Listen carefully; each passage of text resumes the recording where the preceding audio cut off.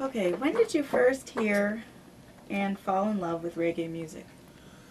I first heard reggae music in, I don't know, 1975, I think.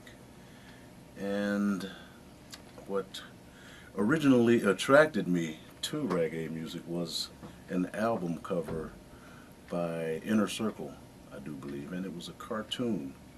And the bright colors and the person who was on the front of that album cover was in cartoon form jumping up in the air, and the dreadlocks and the the tam and all that was in full effect, and that's kind of what caught my eye. So Inner Circle was really the first reggae band that I listened to, and shortly after that I heard Bob Marley and the Wailers, and it started from there.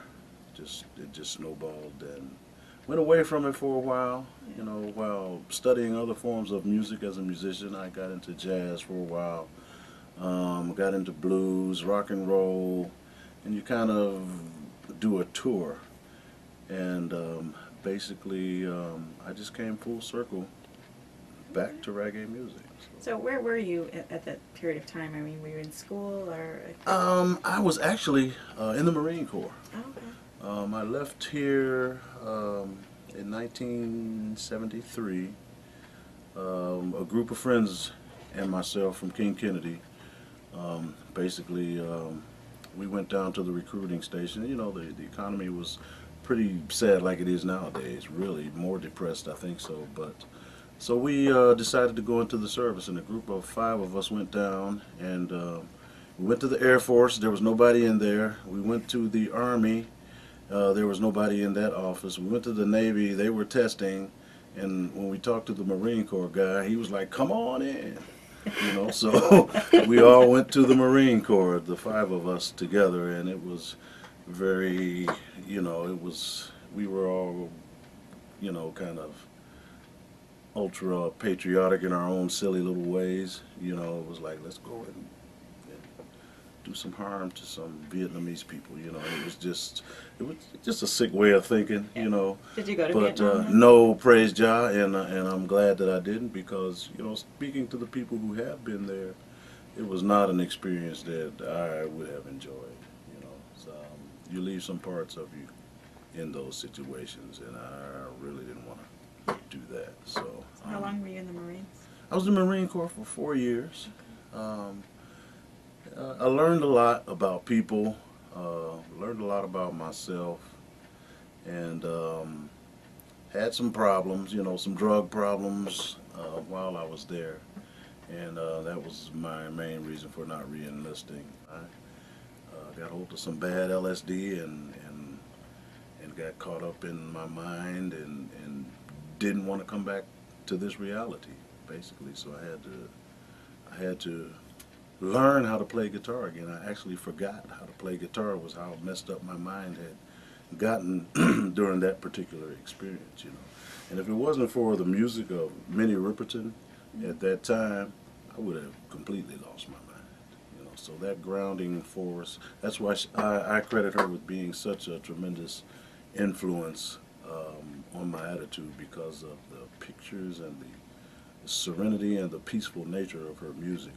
Just brought me back to this reality in many ways. And sure, I had to go and do some times on a psych ward, but that was the foundation of bringing me back. So I always loved Minnie Riperton forever and a day. Awesome. So you mentioned the guitar. What other instruments do you play? I play lead guitar, bass guitar also a little bit. I play keyboards. I play djembe, kalimba, congas, and any myriad of percussion instruments. But the main instruments I like are the stringed instruments, and that's the guitar and the bass guitar for the most part. I've gotten away from the keyboards over the last couple of years, but I've gotten more into my guitar also over the last couple of years, so it's kind of balanced itself out. Okay. So what bands did you play in? over the years? I started out, of course, with a neighborhood garage band. We called ourselves the Saywell Gang, which was in honor of the street that we lived on at the time, in the Lakewood, Glenville area, basically. I moved on to a band by the name of Inquisitive Interest, which, was a questioning political type, band, I guess you could say. Probably a little bit ahead of our time because people wanted to hear, love songs and that kind of thing, so they really weren't feeling us in a lot of ways. I was also with a jam band called The No, and that was basically an answer to Yes, which was a popular band at the time. So we called ourselves The No, because we were kind of a jam in that rock and roll spirit, also. And then during my time in the Marine Corps, I became a part of the most successful band that I was in, which was a band by the name of Soul Pyramid, who were actually offered a recording contract in 1975. But because I was in the Marine Corps, I couldn't take it seriously. I had three more years to go or whatever it was, and I was like, no, I can't do it. So you guys go on and do your thing. And they went on to have some moderate success, in the California area and a couple of the states around surrounding that, but nothing spectacular, So it was good to be a part of that. It was a learning experience for me. I definitely enjoyed the people, but in the end, I don't think it was meant to be. So here, I just went on and tried to do some other things in the meantime, But, So that was in like the mid '70s then, and then you said you took a break. Yeah, Okay. yeah. I took a little bit of a break from the music. Came back to Ohio. Um, Looked for work, couldn't find it. That was like late '70s, early '80s, and I think it was 1981 where I said, you know what? I think I'll just go back into the military. Only this time I won't go into a gung-ho organization like the Marine Corps. So I went into the Army, Okay. which is a lot more of a low-key organizations, and in many senses, and kind of found a home there. In the Army, I basically was a wire systems installer, they called it, and that's basically a phone technician. I installed computer and phone equipment, climbed up telephone poles, and planted telephone poles and all that kind of thing. So that was a lot of fun. I enjoyed that, definitely. And basically, after I got out of the Army, due to a medical discharge, was the reason I broke my leg playing basketball. And so unfortunately my Army career, and I was definitely in there for 20 years, I was like, I'm going to do the career thing and just stay there this time. So apparently John didn't want me to do that. Is the way that I look at it, because I considered it as a pruning. Basically, no, you're not going to do 20 years in this madness. I want you elsewhere. So that was really the only way to get me out of it, because otherwise I would have stayed in there. So after getting out of there, I married and had a couple of kids. Made a couple of kids. I didn't have them. I made a couple. And raised a family. Stayed in the Seattle area, Seattle, Washington area for 14, almost 15 years, and after that got divorced and came back here to Cleveland in 1994, basically after swearing that I would never come back to Cleveland because I hated it. And I was like, I hated it. People always because say that. it was so depressed when I left, and the lure of crack and that whole gang atmosphere on the street was going on, and it was such a lure. Sure, you can get rich quick and make a lot of money, but you get killed or incarcerated or crippled, in the same sentence also. So I really didn't need to be in that environment. It was just such a depressing environment. So I was glad that I was able to get away from there and grow a little more and do some family things and learn some more things about myself. So you grew up here, though? Yes, yes.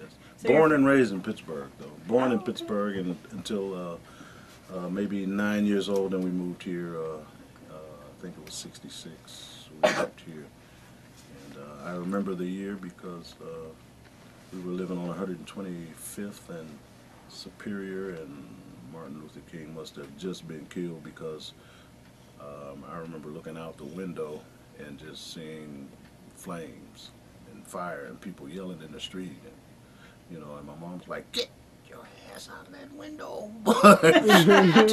I'm like, "But Mom, it's fire!" I want to see the fire. But there was a great drugstore directly across the street from us, and that place was in flames and just ablaze. And the very next morning, my dad wakes me up and says, "Come on here, boy, we're going to go and get some stuff." And we went and did some looting, that next morning, which was, my introduction to free stuff, so to speak. So that was kind of a political awakening in some senses, just the curiosity of wondering why everybody was so angry Right. and pissed off, and what would cause people to want to burn things down like that. But basically, that neighborhood has not recovered since. It's still, I mean, you can see some of the old buildings still in that neighborhood there have not recovered. So it's been abandoned, yes. So then you went to Seattle, and then you came back here.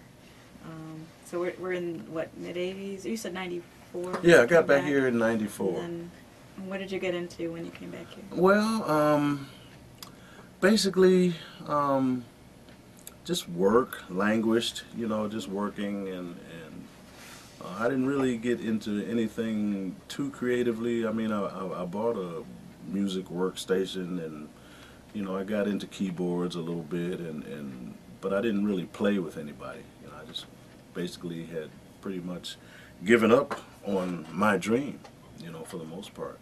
I was content to just play music and make tracks for myself and for my own listening pleasure, basically. And, I continued to play guitar, but never really tried to join anybody's band or start a band or anything like that. I was just basically just languishing so far as the music goes, but I was growing as a person. Working basically was what kept me occupied. I became good at gambling. I'm a great horse player, but that's gambling. It's not going to pay the bills if you're not careful. You really have to focus on that kind of thing. So I really didn't have the money to focus on that. So it was just a matter of working and just playing music for me, and not for anybody else, which I think in John's eyes is selfish, but I didn't get that message until later on, a little bit later on. So in I think it was 2000, I started working here at Cleveland State, and I met a DJ here who's now in Hawaii by the name of Tommy Fox. And upon hearing my voice the first time, he's like, "Man, you should be in radio." I'm like, He's like, "Well, if you ever want to, come on by and put in an application at the station." Blah, blah, blah, blah, blah. Yeah, whatever. So I don't know, maybe 2-3 years later, I finally took him seriously.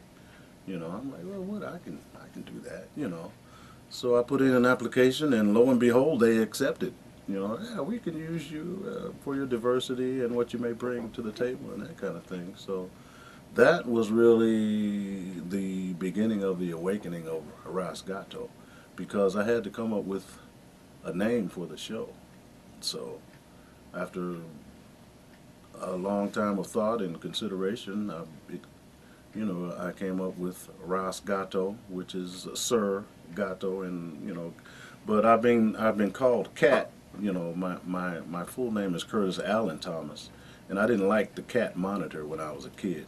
So that's why I changed it to Gato, because it sounds so much manlier in the Spanish language. Oh, You know, so that's cool. and then I added the Ras because of, you know, the music that I wanted to play. I mean, when I first came in, I wanted to play reggae music. In the first show, I actually did play just reggae music. But after having a look at the record library back there and all of the African music that was being neglected, I said, I can't just play reggae music. I have to play more than that.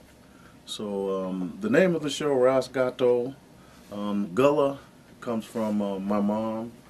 Her culture, she's from the Carolinas and has always been a kind of an island style lady, you know, and has always had those international friendships, you know, with Puerto Rican people and Jewish people and, you know, people of other walks of life all throughout our lives. So it's a play on the Gullah culture as well. So I just kind of combined that, and that gave it a cultural grounding for us, the Gullah. And the gumbo is just, you know, the mix of the music that makes it stir and bubble and do what it does. So that's how Ras Gato's Gullah Gumbo came into being. That's how Ras Gato came into being, basically, was that year. So that's where the show basically originated from. And like I said, I wanted to play more than just reggae music. So it became a little bit more of a mission to me at the time, you know. So and then I don't know, a few years later, I saw Tommy. He has a band, you know, and I'm like, well, where did this happen? Umoja Nation, you know, he was one of the founders of Umoja Nation, their original drummer, actually, and that just, you know, just following his lead, I'm like, you know what, I could probably do that.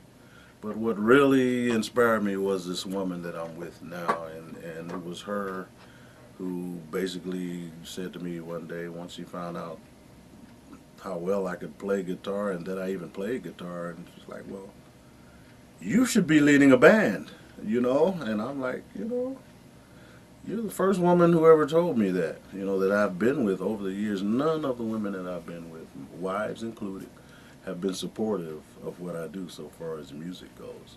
But this young lady was, you know, and right off the bat, just you could be a band leader if you want to. I don't see why you know, just play, you know, don't put your dreams down. So and that was really the thing that inspired me to do the band thing was her influence, basically. So here we stand today. So you became involved in the Cleveland reggae music scene just in the last few years, then, probably. Yeah, well, since I'd say 2000 and probably 2005 or so. Yeah, up until now, yes. It's an amazing, it's an amazing community. I definitely love the community. A bunch of great people, and Carlos Jones is just a tremendous influence on me. Also, I mean that's someone who is also a great musical influence on me at this point in time, you know, because he represents to me what I could have accomplished had I stayed the course here in Cleveland, Ohio, and not run off and been like, well, I can't stay here, you know. Had I stayed here with my roots and tried to do the music instead of, you know, trying to go elsewhere and pursue the music. Because I pursued the Seattle music scene for a while, and that never worked out. You know, just couldn't get the right group of people together or get with the right group of people.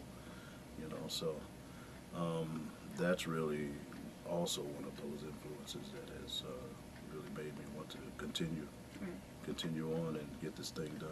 But you know, maybe you had to do that route in order to I meet think I Jen did. and then to get you know, where you are. I truly believe I did, Yeah. you know, and some of us, we have to go roundabout, Right.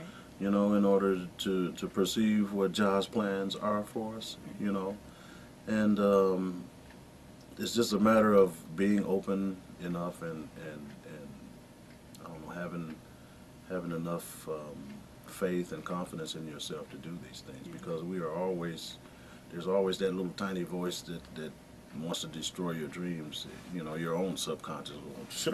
No, you should do it. No, you shouldn't do it. No, you're gonna suck. No, you should. You know, I mean, but you got that constantly going on sometimes in your mind, and you have to, you know, push one of them away. You know, you have to overrule that one and be like, look, I can do this, and I mean, it's a form of bravery. You know, just to get out there and expose yourself naked to the world and say, this is who I am, this is how I sound, this is what I do, this is what I spent countless hours doing, and how do you like it? You know. Okay. So when does the show air? 3 to 5. 3 to 5? Every Tuesday, 3 to 5 p.m. And the channel is? 89.3 WCSB, Cleveland. Have to get that in there. Yeah. And then my last question. What does reggae music mean to you personally? Oh, reggae music means so much. I have a song that I've written recently. I haven't written any new music in more than 20 years. The very first song that I wrote was, the name of that song is "Jah Care About Me." And basically, that song speaks about exactly what Jah and Rastafari have done for me. You know, basically it's given me a purpose. It's renewed my purpose. It's renewed my vision. It's renewed my faith in humanity, because there was a long time, you know, I came up in a somewhat racist philosophy with the Black Panther philosophy, and there came a point where I had to address that and say, wait a minute, you know, if we come back with that same hatred, nothing's getting done. I can hate white people as much as white people hate me, you know, and if we're going to stand here hating each other, nothing's going to get done. So basically the Rastafari message of peace and oneness and a sense of unity, it's not really a different message from any other religious group, but the thing that impressed me about many of the Rastas that I saw was their willingness to go into the ghetto, you know, and to not judge people if they smoked weed or crack or whatever, you know, just to be accepting or not accepting, but non-judgmental about those kind of things, you know. So that's kind of in a nutshell what reggae music has done for me. Rastafari, it has brought me to that point where, you know, I just have a renewed vision of what can be done in this world and what needs to be done in this world. We have to continue to fight the racism, not just you know, from the colonizers and the imperialists, but also from within ourselves, because if we don't, the world won't change, you know. And it's that unity that Bob Marley spoke of, the unity of Africa. You know, I firmly believe that with a continent as diverse as Africa, when that continent finally unites, it's going to cause the rest of the world to unite, because Africa's sons and daughters are scattered everywhere. You know, the people who really have a love for that continent are just everywhere. I mean, you can find them South America, you know, North Pole, you know. I mean, people are just everywhere. The influence is tremendous. So just being a part of that positivity, just being a part of that wave of consciousness is a continually humbling thing for me. So that's basically what the music has done for me. It's done a tremendous amount. It's who I am, basically. And everywhere, I got my colors somewhere. I'm gonna have them somewhere, definitely. So that's you know, that's my story, I guess, in a nutshell. Basically, I love the music. I'm going to continue to play it whether anybody listens or not, you know, and I'm going to continue to profess my love for Jah and for what Rastafari is, and for what it stands for, you know, basically just unity, you know, those principles of unity, togetherness, oneness, and, you know, down with racisms and all the other schisms that are plaguing the world, you know, so that's what it is. That's what it's done for me. That's awesome. Thank you. Oh, you're welcome. Thank you. Thank you. You are welcome. Thank you. God blessings.